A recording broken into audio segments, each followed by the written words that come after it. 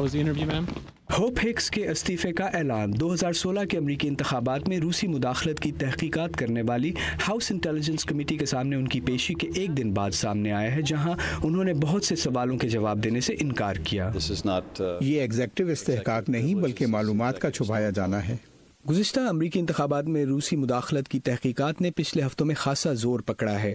بدھ کو صدر ٹرمپ کی الیکشن مہم کے سابق چیئرمین پال مینافورٹ نے منی لانڈرنگ سمیت دیگر الزامات ماننے سے انکار کیا۔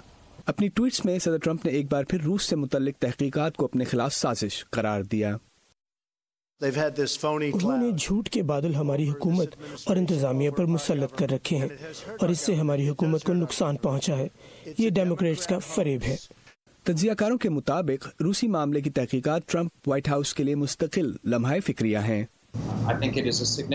میرے خیال سے یہ ایک بڑا خطرہ ہے۔ نہیں معلوم کہ اس تحقیقات سے کیا سامنے آئے گا اور نتائج صدر کے لیے کتنی سنجیدہ نوعیت کے ہوں گے۔ یہ رائے بھی زور پکڑ رہی ہے کہ اس انویسٹیگیشن سے متعلق خدشات صدر ٹرمپ کی عوامی مقبولیت کی تاریخی لحاظ سے کم شرح کو اور بھی کم کر سکتے ہیں۔ تاہم کچھ ایکسپرٹس کے مطابق اب تک ان تحقیقات کا صدر ٹرمپ کی بنیادی ووٹرز پر کوئی اثر پڑتا دکھائی نہیں دیتا۔